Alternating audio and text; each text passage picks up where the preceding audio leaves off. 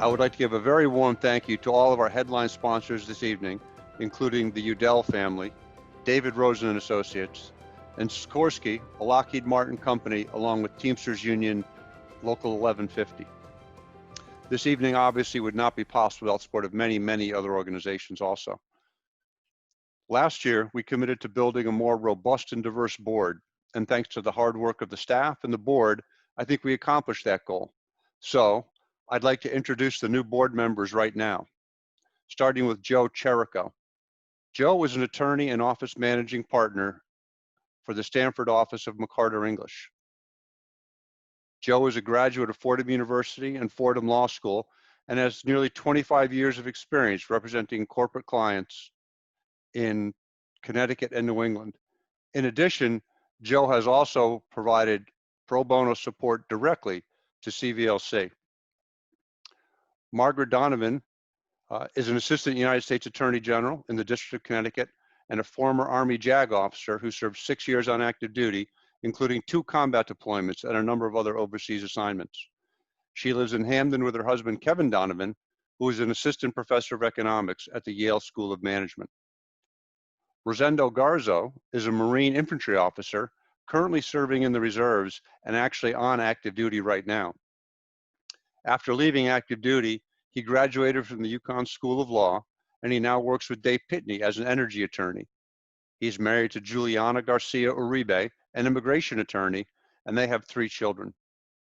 Paul Greatsinger, who is an old friend of mine actually, is a UConn graduate and a retired Marine infantry officer who is now a financial advisor at Morgan Stanley's Stamford office.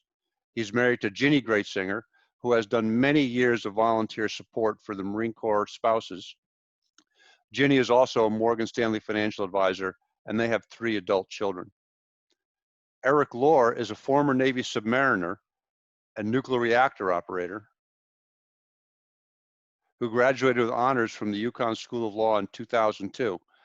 Eric now serves as the head of defense litigation within the Connecticut Attorney General's office. He is married to Paula Lohr, who is the human resources officer for the Connecticut Chief Public Defender's Office. They live in Granby, Connecticut, with their 8-year-old daughter and their 10-year-old son. Asa Gray Mosley works for the State of Connecticut Department of Insurance as counsel in the legal division. She's married to Mr. Sean Mosley, and they reside in Waterbury, Connecticut. Stephen Rice is a former Army judge advocate with degrees from Syracuse, Harvard, and George Washington, who now works at the Pratt & Whitney division of Raytheon Technologies, where he is the Associate General Counsel for Military Programs. Steve is married to Lisa Rice, who is a librarian at the town library in Sturbridge, Massachusetts, where they live with their 2 elementary-age sons, Aiden and Oliver. It is now my pleasure to introduce you to Joe Cherico, a new board member from McCarter English, who will introduce our first speaker. Thank you, Kevin. It truly is an honor to have been asked to join the board of the CVLC. I've been doing pro bono work with the CVLC now for many years, along with my colleagues here at McCarter English. And one thing that I can say without a doubt is that one of the great things about the CVLC is the people who are involved. I've had the opportunity to work with folks like Cindy and Christy and Darren and Liam. And I can tell you that they are an extremely talented group of lawyers who are truly dedicated to the cause. And that, of course, is the other great thing about the CVLC is the cause itself. Being able to serve our veterans who have served our country is the real honor. And that's why I'm so proud to have been asked to introduce tonight's veteran guest speaker, Marine veteran Morgan Gray. We have a lot of veterans in this country who have been denied benefits due to an other than honorable discharge. And this denial of benefits can have a domino effect and often leads to other problems like untreated mental health issues, addiction, homelessness. So it's important to connect our veterans with legal advocates and other professionals who can help address these problems. Tonight's guest speaker is a perfect example of how we can really help make a meaningful difference in a veteran's life. After being locked out of the VA for several years due to an unjust other than honorable discharge, Ms. Gray connected with the CVLC and she was finally able to earn the relief that she deserved. I'm going to let Ms. Gray tell the details of her story herself, But the one thing I will say is that I think it is a very powerful story. And I do hope that it will inspire others to do more for veterans who are faced with similar challenges. So with that, I'd like to welcome tonight's veteran guest speaker, Ms. Morgan Gray. Good afternoon. My name is Morgan Gray. I am a former United States Marine. I joined the Marine Corps back in 2007 and was discharged in 2010 with another than honorable discharge. So before I met CVLC, like I said, I was in the Marine Corps for 3 years and all around pretty stellar Marine. I had gotten, I had earned E4 my second year in, so I was corporal. And right before my second deployment, I popped on a drug test. I popped on a drug test for medication that I was prescribed through the Marine Corps for an injury that I had gotten. I had gotten hit in the face with an 80-pound pole that fractured my jaw and broke some teeth. And I was put on Percocets. And I asked for help after taking them for so many months. I found that I couldn't get off of them. And when I asked for help, I got pretty much shot down and told to go back to work. And so a few months later, I deployed to Iraq, came back, found myself still wanting to take those medications, started taking them again, and then a few months later, I popped on a drug test. Shortly thereafter, I was kicked out of the Marine Corps with a drug habit and ended up being homeless, living on the streets of South Florida until I got arrested. I got arrested in 2012, got released, got arrested again for that same charge, and that second arrest, I was actually 8 months pregnant. Because of my fear of not being able to stay sober, I gave my only child up for adoption, which has to this day been the biggest regret of my life. So I had gone to the VA in South Florida and asked for help, and immediately got told, well, we can't help you because of your discharge. You're not worthy of VA benefits. And I tried and, kept getting the same answer for years. And it took about 8 years until I met CVLC when I moved back here to Connecticut. I got really lucky because my aunt was friends with Senator Esty, and she introduced me to Senator Blumenthal's office, who got me in touch with CVLC in West Haven. And through them, I met Cindy Johnson, who is my lawyer, and her amazing team. And I, from day one, I was so nervous. I had no idea what to expect. You go in there thinking no one's going to help you because, you've been shot down so many times. But as soon as I walked in the door, everyone was so friendly and so inviting, and they just wanted to help. All they wanted from me was, tell my story, be honest, and, sign whatever paperwork they needed me to sign. And I've told them from day one, anything they need from me is theirs. All they had to do was ask. And because working with them and being able to share my story, I've been able to help other servicemen and women that have another than honorable discharge, and also help myself. On April 1st, I received a phone call, and it was a trial with the VA and with Cindy Johnson. And the gentleman that I spoke to decided right then and there that I was never supposed to be denied VA benefits. They made a big mistake. And from that day forward, I had medical benefits and I could get the help that I needed, especially the mental health help that I needed for depression and all of the things that I had suffered from going overseas, from being homeless, from giving my child up. And I couldn't have done any of that without CVLC. They've just been the most amazing people, and I can't thank them enough. My life now is just, it's great. I'm in school full time, I work full time, and I'm now buying my first home. Who would have thought, 8 years ago, I was a homeless drug addict, and now I'm buying my first home. It's the greatest feeling in the world. And I couldn't have accomplished any of that without Cindy Johnson's help.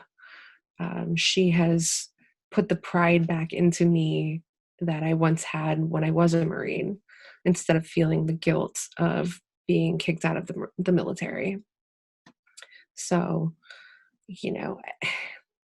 what I want to say to all the servicemen and women that are in my position is please don't give up and reach out to any advocate that can help you and get you in touch with legal services with the VA, no matter where you live, because there are people out there that want to help and that will help, and they will get you what you deserve and the VA benefits that you deserve.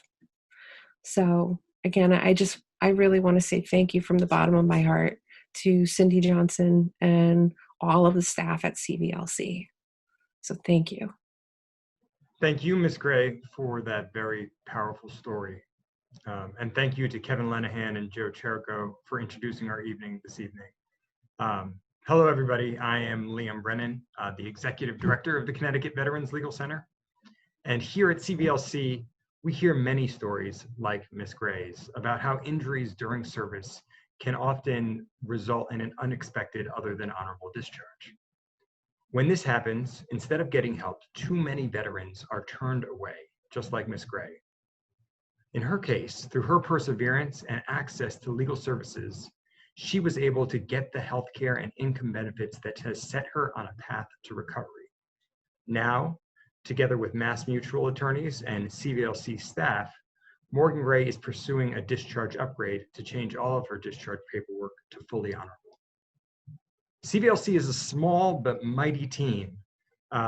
We would not be able to do this work, however, without the help of our fantastic and dedicated pro bono network. Tonight, we applaud the success stories that they have been able to gain for our veterans like Ms. Gray, and extend our celebration to our pro bono partners who help make it happen. To celebrate the pro bono partners that work with us, every year we present a Veteran Justice Award to an attorney or set of attorneys. And to introduce this year's award winner is a woman you just heard a lot about, our Deputy Director, Cindy Johnson. And I'd like to turn it now over to Cindy. Thanks so much, Liam. Still a little verklempt over the Morgan Gray speech. That was wonderful. This year, I have the honor to present the Veterans Justice Award to the staff and the attorneys at Finn Dixon and Herling for their outstanding work on behalf of veterans. But before I tell you all the reasons I think they deserve this award, no saluting service would be complete without a few words from Senator Richard Blumenthal. Hi, I'm Richard Blumenthal, your United States Senator. I am really so honored and excited to be with you, even though virtually, at this gala saluting service benefiting the Connecticut Veterans Legal Center. I've known of the work of the CVLC since its inception and admired it tremendously. In fact, I've been privileged to work with your lawyers and staff on issues of deep concern to veterans as a member of the Veterans Affairs Committee in the United States Senate, particularly when it comes to veterans who have been unjustly denied honorable discharges because they suffer from PTSD or other reasons for less than honorable discharges. There are so many more like Morgan Gray, and there would be many, many more if it were not for Chuck Hagel, another of your guests, whose conviction and courage enabled a change in policy, which I long advocated as a member of the Armed Services Committee. I spoke with Secretary of Defense and former Senator Hagel when he was first appointed, and he kept his promise to review these policies. I'm also grateful for the honor of saluting Deirdre Daley. She is really a hero to all of us who have been United States Attorney, as well as involved in law enforcement as Attorney General, as I was for many years, because of her compassion as well as her bravery, dedication, skill, and integrity. She brought those qualities to the United States Attorney's Office, and they made her a model of what a tough, effective, fair prosecutor should be. She comes from a family of veterans as well, and I was privileged to know many of them. I thank you so much for this opportunity to be with you, even though virtually. I hope next year we'll be together in person, but in the meantime, stay safe, be well. Thank you to Liam Brennan and all of his great staff for their extraordinary work, and I look forward to continuing our partnership. Thanks so much. Thank you, Senator Blumenthal, for your kind words and your support. As Deirdre will be the first to tell you, she doesn't do this on her own. There's been a long relationship between CVLC and Finn Dixon. Bill Finn first volunteered for CVLC way back when I was still an intern here. He helped veterans with their questions regarding bankruptcy and small business issues. And then when Deirdre joined the firm, the relationship grew even stronger. I had the privilege of visiting the Stanford office last year to give a VA benefits training. The team immediately took on a case and got to work. It was a case somewhat similar to Miss Gray's, where a veteran was suffering with PTSD, being denied access to healthcare and turned away. In April of this year, the team at Finn Dixon filed his application. And last week, that veteran walked into the VA and signed up for services. He is now waiting for his VA ID card. Access to healthcare is always important, but now it's vital. As soon as his case was filed, Deirdre called to say, "So what's next?" I sent over a few cases for her to choose from, and they took all of them. The amazing team at Finn Dixon, Deirdre, Kate, Claire, Tahira, John, and Ilis, quickly got to work on 4 more cases. The Finn Dixon team has been a complete delight to spend time with, and they are doing amazing work on behalf of veterans. So I proudly present the Veterans Justice Award to the attorneys and staff at Finn Dixon. I'd like to welcome Deirdre Daley to say a few words. Thank you so much, Cindy, Senator Blumenthal, and the CVLC. I'm honored to accept this award on behalf of our law firm, Finn Dixon and Hurling. For a little visual aid there, I want to thank the firm for their tremendous support of our work on behalf of veterans. And I'm so sorry that we're not in person. But to make this a little bit more personal, I wanted to briefly share a bit of my background. I grew up in a family of military service. My grandfather was a colonel who served in both world wars. He was a farmer and a lawyer who raised his family in Fairfield, where my husband and I have now raised our 3 sons. My father also served in the Army. On D-Day, he landed on Omaha Beach at the age of 19. He was very badly wounded in Nuremberg just days before the war ended. But when he recovered from his injuries, President Harry Truman honored him with the Medal of Honor. My brother is also a recognized soldier, having served 2 tours of duty in Vietnam. Like many soldiers, these men rarely spoke of their service and did not consider themselves heroes. Though in my mind they were, and they always will be. What they would say, though, is that the true heroes are those soldiers who never came home, and all the others who have served and suffered, often in silence. So I could not be more proud to work with the CVLC and help veterans in some small way. But what I want to tell you about, and what Cindy alluded to, is the extraordinary commitment of 5 young corporate lawyers in our law firm. And initially, it may sound a little bit like the Irish Mafia. Deirdre Daly, Kate Dougherty, Eilish Mayer, Claire Stevens. But we do also have an Italian, John Torrenti, sorry, and also a Latina, Tahiti Vejeas. These young attorneys have done excellent work on behalf of 5 veterans. And as Cindy also described, they convinced the VA to recognize that one veteran who had served in Iraq and suffered from significant PTSD served honorably and deserves full benefits. And they are continuing to fight for 4 other veterans. But what I really want to tell you in the time that I have left is to hear what they say about their work. Kate, I basically came into this blind, unaware of the challenges veterans face in trying to access the services they earned and so desperately need. For veterans, some in their 80s, to effusively express gratitude to us as young corporate lawyers has been truly humbling. Claire, working with CVLC on behalf of veterans has been one of the most rewarding experiences of my legal career. This work is truly life-changing, and being able to see this impact firsthand has been inspiring. Eilish, having the opportunity to help veterans has been eye-opening. Many of those we represent are struggling physically, emotionally, financially. Hearing them talk about their lack of support is heartbreaking, particularly in light of their service. It's clear to me that access to healthcare, and particularly mental health care services at the VA, is so important. John, I have found our pro bono work extremely rewarding. It's a privilege to be able to help those who served our country navigate a complex and challenging process and get the benefits they need and deserve. Tahiti, working with veterans through the CVLC has been the most rewarding experience of my career. I've gained so much perspective.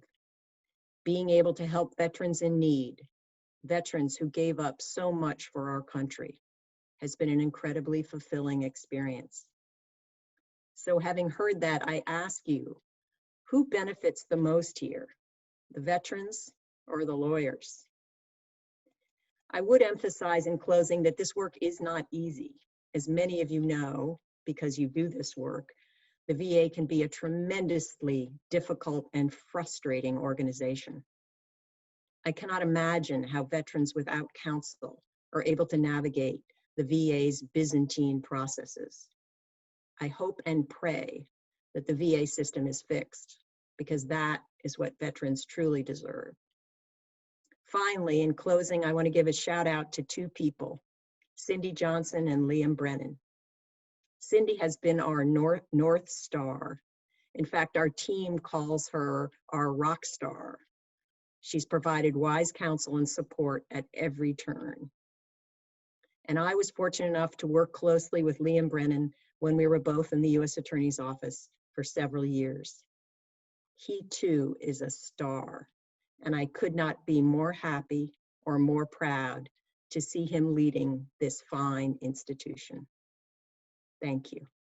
Deirdre, thank you so much. And thank you so much to your whole team. It is always a pleasure to work with you, and knowing the story of your father and the rest of your family, I just kind of had a feeling that this organization would call to you. And I love seeing the way that you were able to mentor these young attorneys and all share in the public work that you do. So we are greatly appreciative here. And I do fully agree that Cindy is a rock star, and she is the rock that so many of our pro bono attorneys stand on, and we stand on as well. And it wouldn't be a saluting service, it wouldn't be a celebration without acknowledging the great work of our fantastic staff. They toil every day to get amazing results for our veterans. And so right now, I'd just like to take a moment to give our appreciation to them.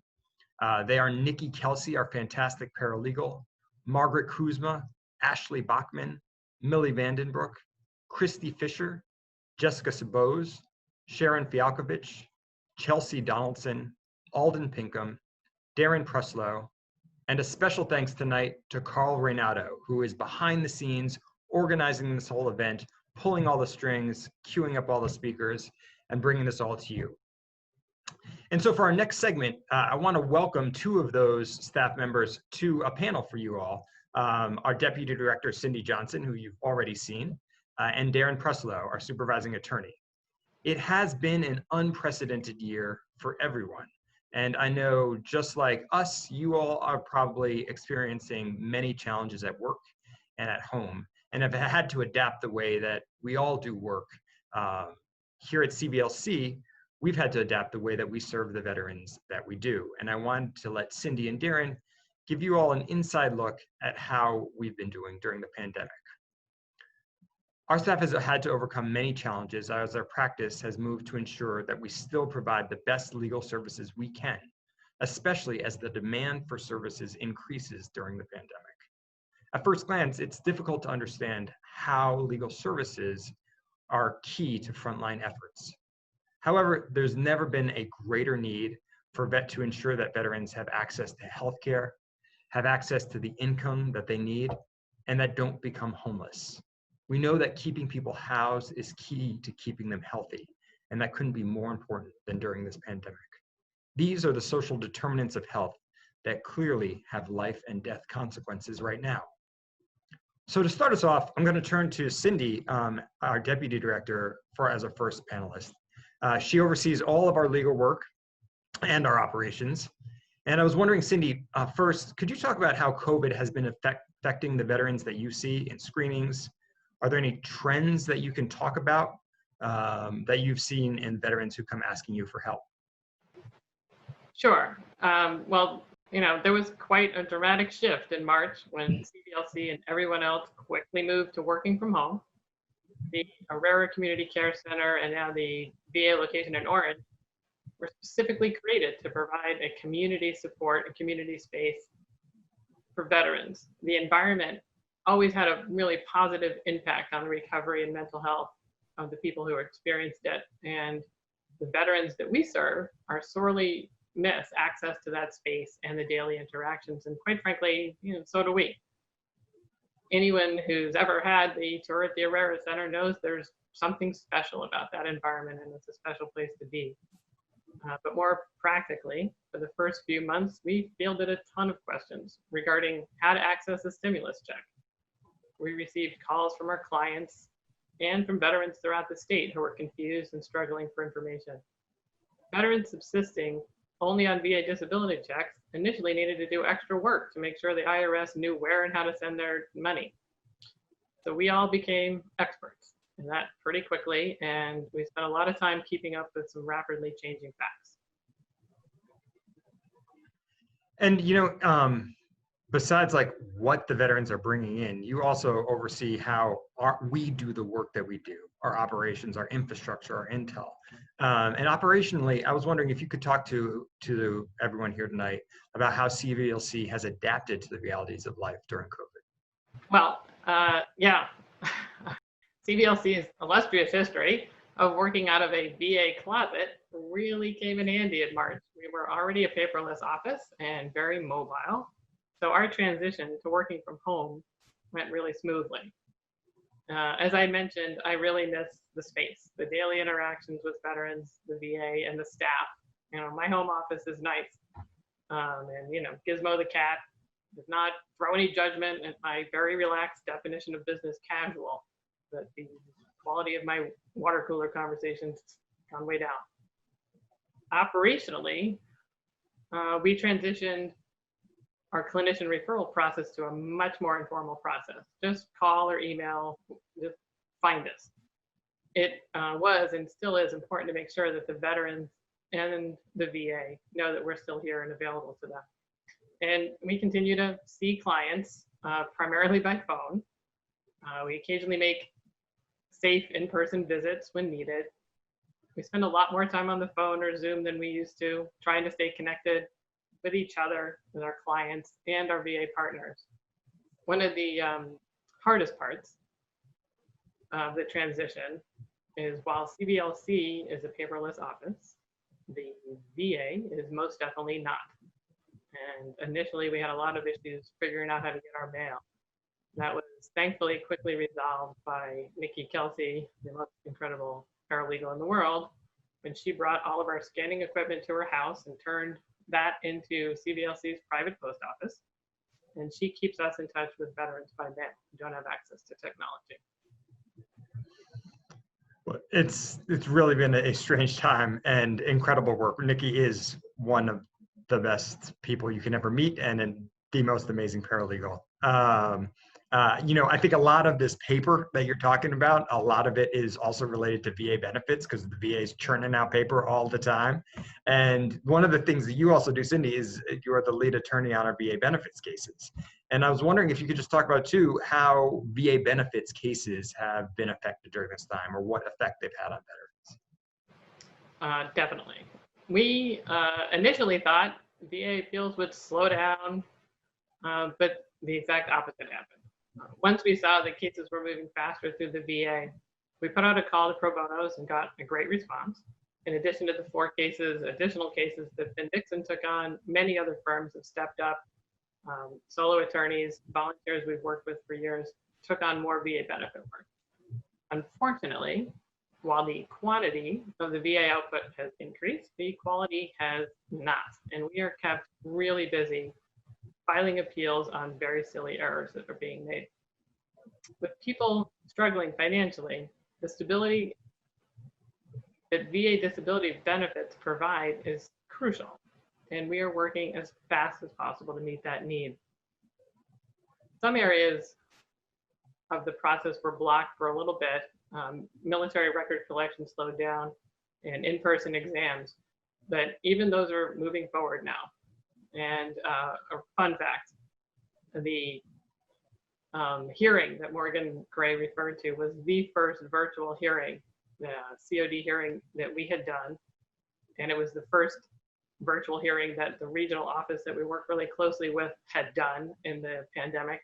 And, it was a glorified conference call, and some improvements have been made to that process, but their willingness to work with us and move Morgan's case forward, even during a difficult time trying to learn new things, really helped. So overall, VA benefits are business as usual, just a lot more so. Well, thank you, Cindy. I'd like to turn now to bring in Darren Preslow, our supervising attorney. And Darren, I was wondering, could you talk about how COVID has affected the clients that you see and your work?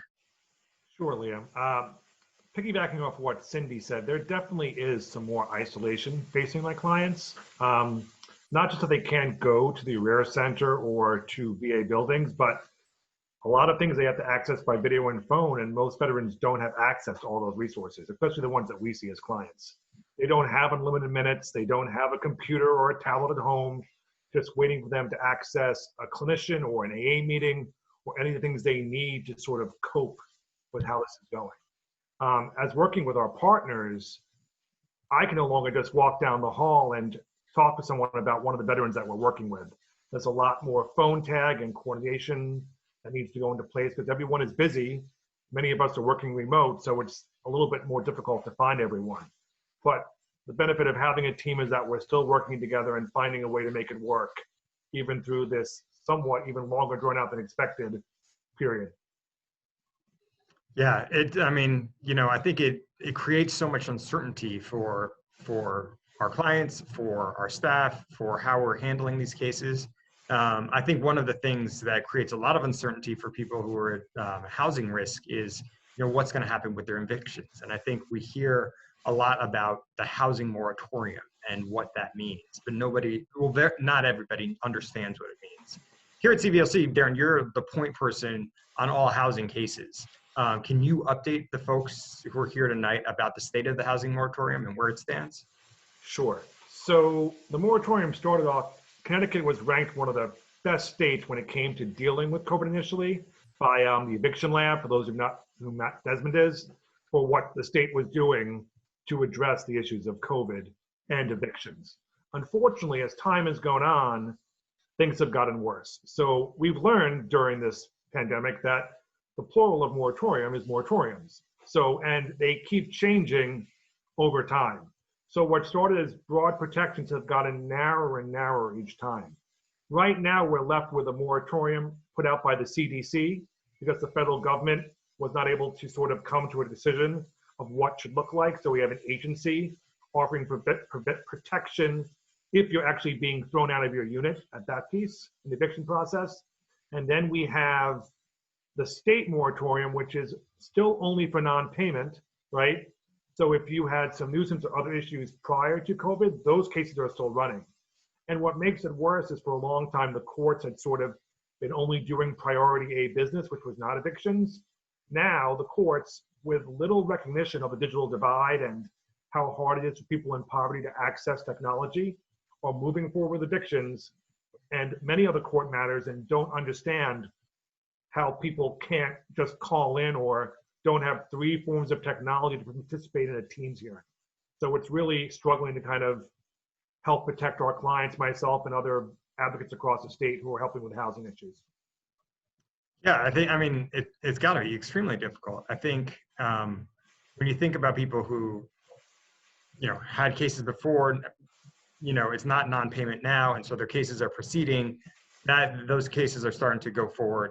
And we don't know when and if the current one that you said in the state still exists, the non-payment moratorium, when and if it will go up. But we expect it's going to happen sometime, right?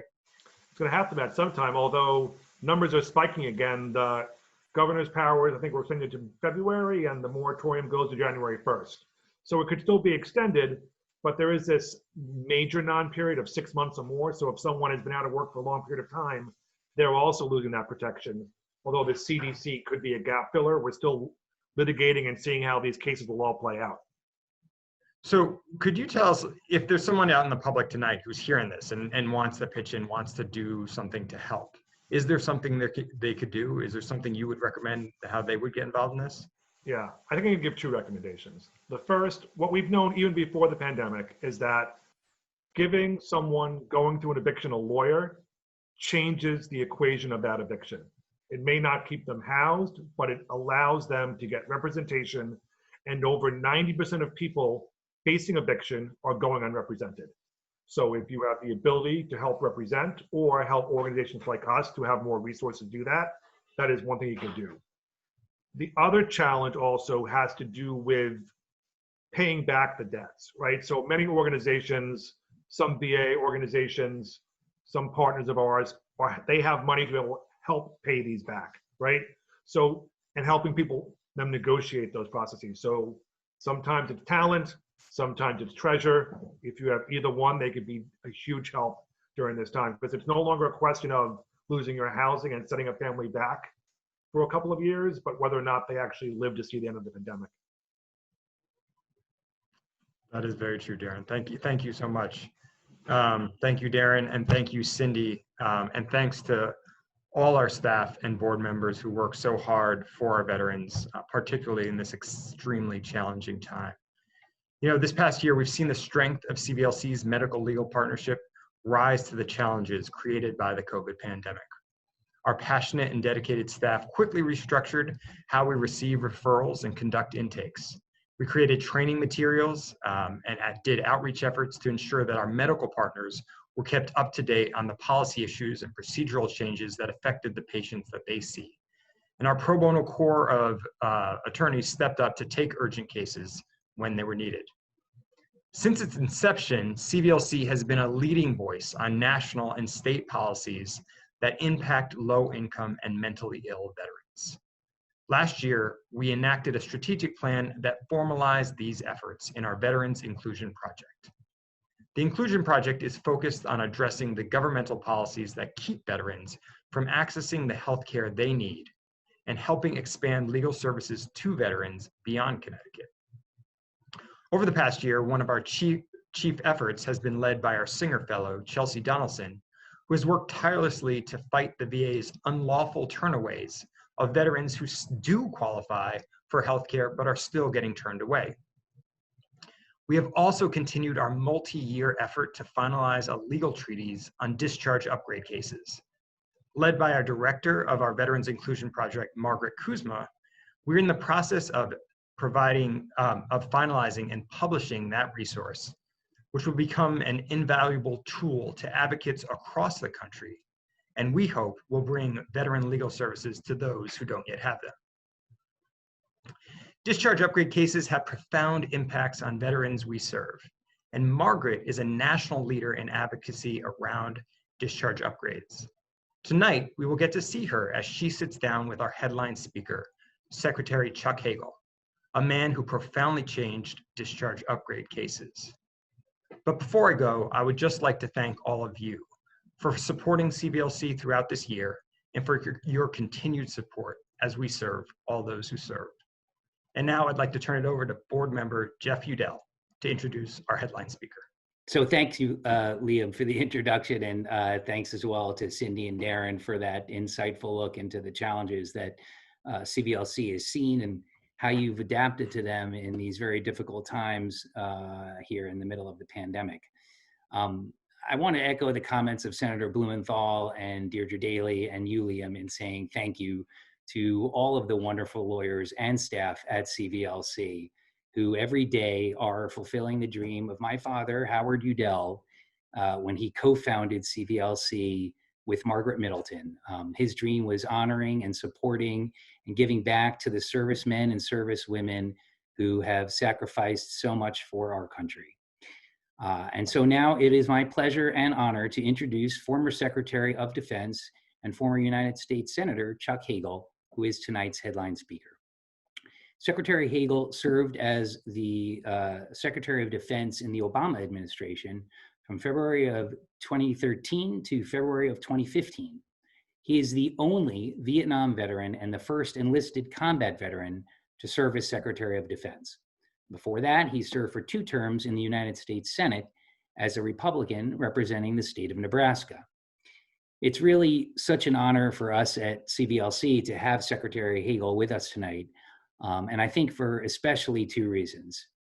First, among his many achievements, Secretary Hagel authored the 2014 Hagel Memorandum. Referenced earlier by Liam, it was a watershed and critical piece of pro-veteran military policy that recognizes the devastating effects that service-induced post-traumatic stress disorder has had on servicemen and servicewomen. And I personally have seen firsthand the power of that memo as a lawyer, working alongside CVLC lawyers in representing veterans seeking to upgrade their discharge status so that they can gain entitlement to the same benefits enjoyed by other veterans. The second reason I think it's particularly appropriate to have Secretary Hagel here tonight is because of his all too rare these days bipartisan appeal and respect. Secretary Hagel was a Republican senator, universally admired on both sides of the aisle, and so much so that he was tapped by a Democratic president to lead the Department of Defense. I think we can all agree that's an issue that should be, and support of the veterans is certainly an issue that should be nonpartisan. So we thank you, Secretary Hagel, for your service to the American people and to all veterans. So watch with me now as CVLC Veterans Inclusion Project Director Margaret Kuzma joins Secretary Hagel in a conversation about his time as Secretary of Defense and the efforts that led up to his issuing of the 2014 Hagel Memorandum. I believe the Secretary would also like to deliver a message to veterans and veteran advocates. So with that, please welcome Secretary Chuck Hagel. Thank you so much for being here. You're a hero in the veterans advocacy world, and it's really an honor to get to speak with you. I really wanted to start with your time in the military and how that influenced your subsequent public service. Well, I think everyone who has had the experience of being in the military, and especially in war, carries that experience with them all their lives. And they use that experience, they apply that experience to everything they do in their lives, in their daily lives, their personal lives, as well as their professional lives. So my military experience and my time in Vietnam has been very important in my thinking, my development of attitudes and positions. And I think especially when it comes to people, to individuals and respecting each individual's thinking and thoughts and who they are. Because when you're in the military, everybody is equal. And it doesn't make any difference if you're black or white, Hispanic, doesn't make any difference what your religion is, what your background is, how wealthy you are, what your education is, you're equal. And I think that's a pretty good way to go through life, appreciating and respecting everybody, and understanding that that's a fundamental in life. And so I'm not sure I would have the same approach to life if I had never had that military experience. I hope I would have, but that experience brings it in sharper focus than I think if you would not otherwise had that experience. And you mentioned Vietnam. You're the only Secretary of Defense that actually served in Vietnam. Did that particular experience shape your tenure as the Secretary of Defense? Yes. I was there in 1968. My brother and I served side by side in 1968, both wounded twice together and so on. That was the year of Tet. We sent home that year, 1968, over 16,000 dead Americans. I mean, that's almost unfathomable today. The United States public would never put up with that. But yet we sent 16,000 dead Americans home from that war in 1 year. And every decision I made as Secretary of Defense, every question I would ask, and somehow in the back of my mind, in my thinking, was always that experience. The same way in the United States Senate, when I served on the intelligence committees and the foreign relations committees and others committees that had implications to the national security, and sending young men and women off to war and recognizing their service to our country. That war experience, yes, it affected me. And it was a constant reminder, regardless of the decision I made as Secretary of Defense, about the value of our young men and women, the value of human life, the importance of fully appreciating, understanding what you're getting these men and women into when you commit them to a hostile area or to a hostile zone.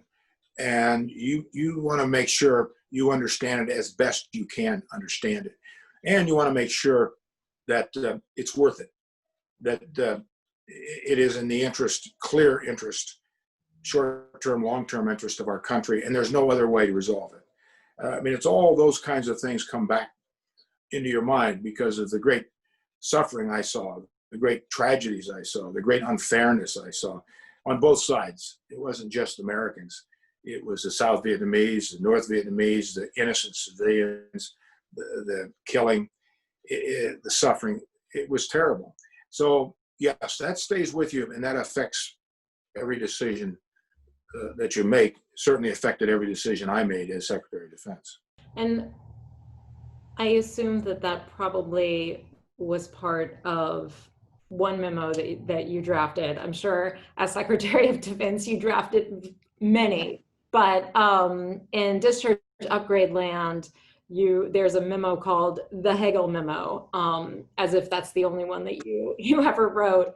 And it was an absolute watershed moment for veterans with PTSD getting their service recognized and opening up benefits for them. And thank you for that, because it has absolutely changed thousands of veterans' lives, many of them Vietnam veterans. And I just wanted to know, how did that come to be, and what are your thoughts of the lasting impact that that's had? Well, your senior senator from Connecticut, Senator Richard Blumenthal, had a lot to do with that. He came to me one day. He served, and he still serves on the Armed Services Committee, and told me about his thinking on this. And how unfair this was, that these records were not being reviewed, and it was a tragedy. And I'm going to stop there, and I'm going to then go back a little bit and give you a little of my own history on this subject to answer your question, and I'll come forward and then bring it up to the time that I wrote that memo in 2014. I served as Ronald Reagan's first deputy administrator of the Veterans Administration in 1981. After he was elected in 1980, and it was before the Veterans Administration was a cabinet position. So the deputy administrator was like the deputy secretary. I personally took on the Agent Orange issues. And what I saw at the time, some of the many ways of how our Vietnam veterans were being mistreated. Not just people on the streets when they came back and mistreating them, but our own government, our own Veterans Administration. And that gave me, as the number 2 person at the Veterans Administration, a real insight as to what was going on and what the inequities were and how unfair it was to so many of these veterans. And that's where I really first started to get a clear understanding of these issues. After I left the administration, I resigned as the deputy administrator. I resigned because the administrator and the White House at the time were trying to stop all further Agent Orange studies, epidemiological studies, all studies that had been funded in the Carter administration by Max Cleland, who was the Veterans Administration administrator at the time. And I thought that was wrong. And I went to the White House, and I went to Jim Baker, went to the president and said, I can't stay here unless you change course on this. And the administrator and I disagreed on it. And so I resigned. I then about a year later, at the request of Judge Weinstein, Jack Weinstein in New York, took over an interesting assignment. It was part-time. It was not paid. It was a volunteer assignment. In about 1982, 83, that time period, the largest out-of-court settlement of any company industry in the United States had just occurred. And it was a out-of-court settlement of the 7 manufacturers of Agent Orange. And that produced an out-of-court settlement of $200 million, maybe it was a little more than $200 million, being put in a separate fund for Vietnam veterans. Well, that was fine, that was good, positive, but then the problem became, when you ask the question, what are we going to do with $200 million? Who gets the benefit of that? So Judge Weinstein asked me if I would assume a position of putting together an advisory board, which I did, made up of myself and 4 other Vietnam veterans, and advise the court and the special master in the court, Ken Feinberg, what we should do with that Agent Orange money. And that went on for 10 years. That also experience gave me a real understanding of so much of the inequities of what Vietnam veterans were having to do. Their records were all part of this. So when in the Senate, I got involved in it with Jim Webb. In fact, it was Jim Webb and I who got the new GI Bill passed in 2008 that replaced the Montgomery Bill, which really changed everything. And it was Webb and me who did that, Jim being a distinguished Vietnam veteran. And so all along my career path, I've found experiences that have enlightened me more and more to the inequalities, inequities that have to be dealt with. So when I got to the Pentagon, I started looking at it and asked the people there to look at it. And I think I testified a couple of times before the Senate Armed Services Committee. But when Senator Blumenthal came to me and said, here's what we'd really like you to look at, if you would take an initiative if you think is the right thing to do. And I got into it. I got very deeply into it, got the Pentagon into it. And that's what led up to that memo that I wrote in 2014. And it was the right thing to do. It certainly has had a huge impact. Just thousands and thousands of veterans, and we personally have at CVLC been able to help a few of those individuals, and it's so transformative. So thank you again for that. Nobody was winning those cases before the Hagel memo. What's your proudest achievement, do you think? Well, I don't know if I would single one thing out. I mean, I'm proud of what we did accomplish in all the areas of responsibility that the Secretary of Defense has, and areas that maybe have been forgotten over the years that should have been given more attention, that we tried to pay attention to that. I mean, we restructured entirely the POW MIA offices and much more accountability. But I think if there's one thing, it was that I'm proud of is the men and women that I worked with,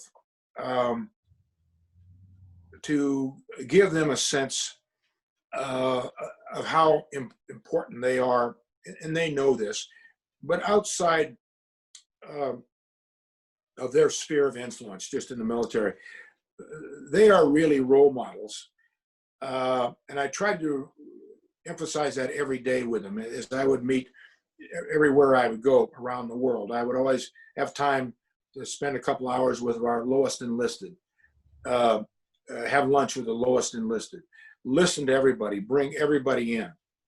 And I do it at the Pentagon, monthly luncheons with senior enlisted, with the chiefs, obviously.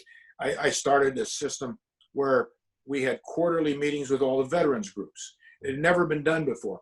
All the veterans groups represented in Washington came in for a 2-day briefing on what the military was doing, where were we overseas, everything we were doing in big ways. And then I spent about 2 hours with them, with the leaders. Usually there'd be about 60 or 65. They had lunch there. I spent time with them and letting them ask any question they wanted to ask me. And I think that was very effective to bring veterans back into the active duty process.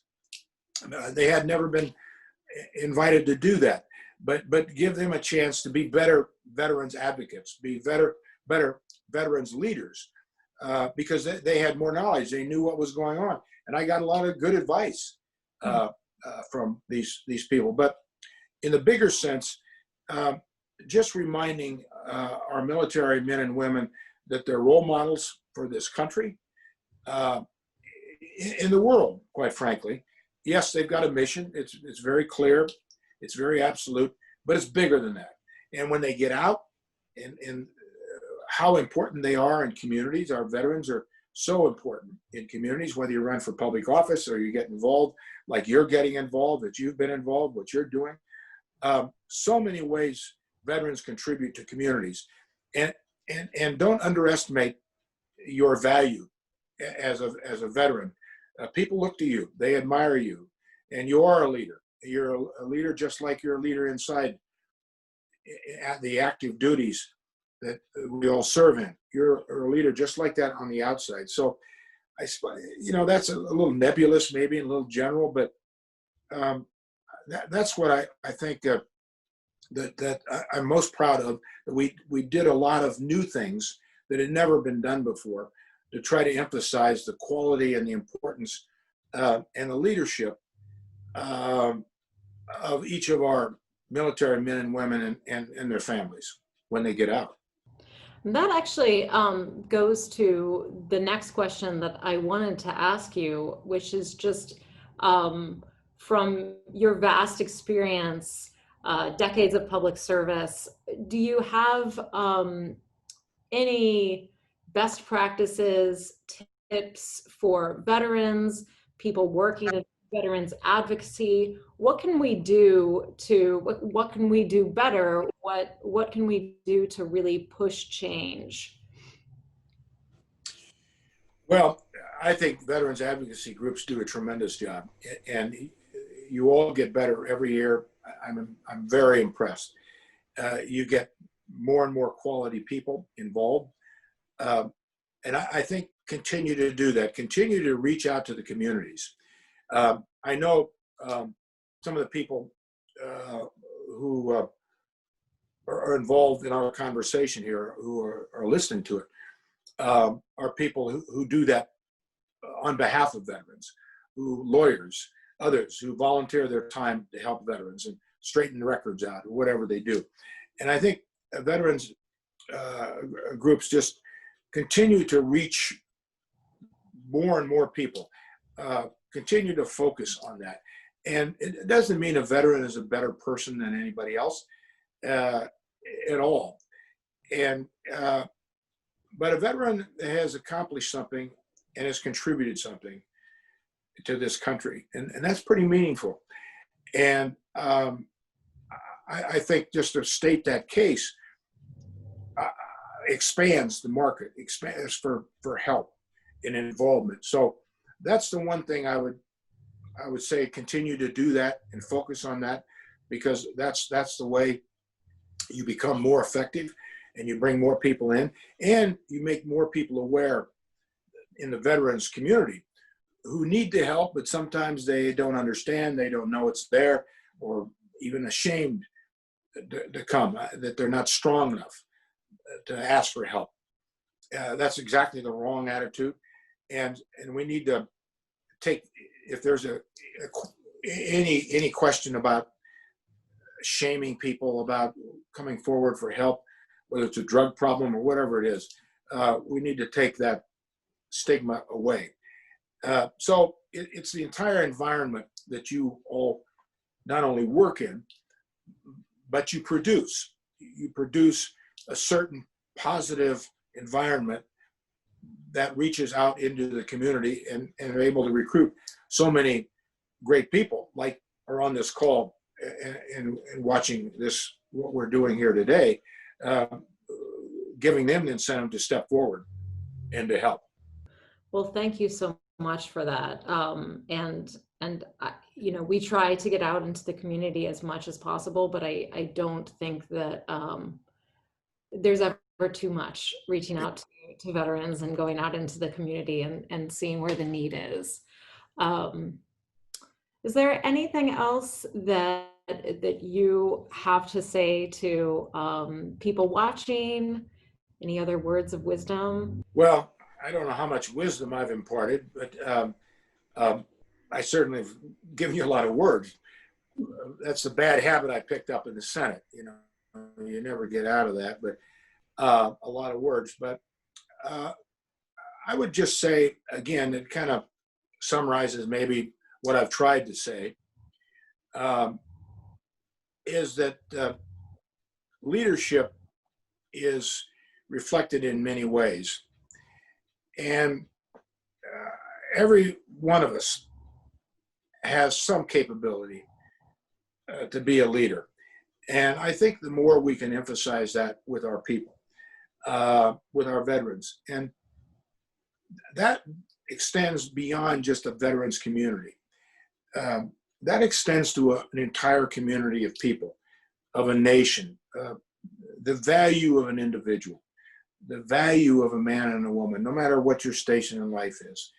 And I think as others view and reflect upon what veterans do and what they have done and what they continue to do in a community, that inspires everybody. That it really does.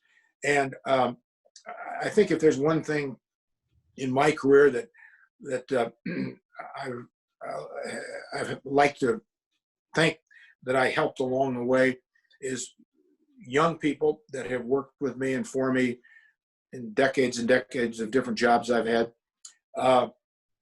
maybe inspire them a little bit to go on and do things that they never thought they could do. I mean, I'm a very good example. I come from a family in the Sandhills of Nebraska. I lived in 9 different little towns all over Nebraska before I graduated from high school. My father was a veteran of World War II.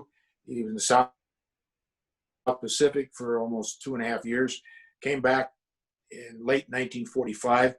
My parents were married on Valentine's Day, 1946. 9 months later, there I am. I'm the oldest of 4 brothers. And so my background wasn't anything special. I went to 4 colleges before I ever got out of one.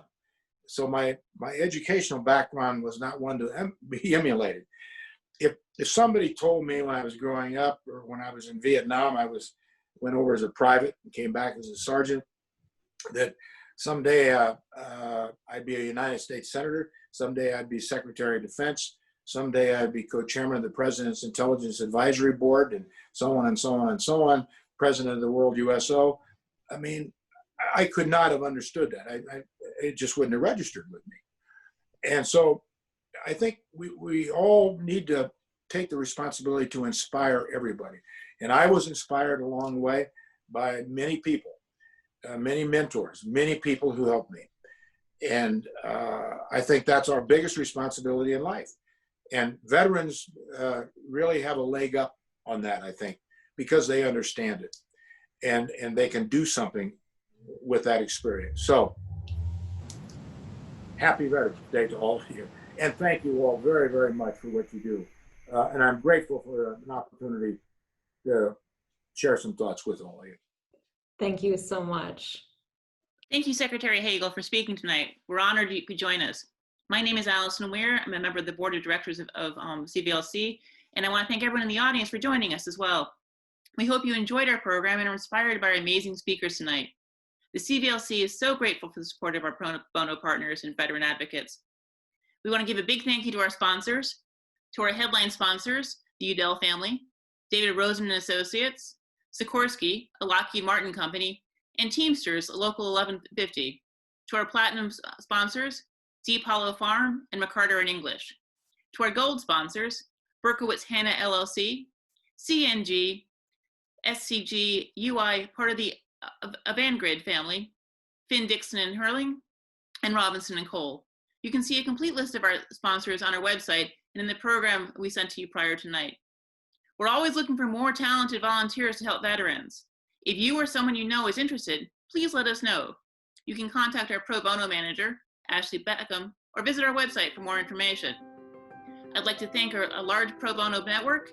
Thank you to all our pro bono partners and volunteer attorneys who dedicate their time and services to assist veterans in their legal issues. We are very grateful to all of you. Thank you for coming tonight, and I hope you all have a great evening.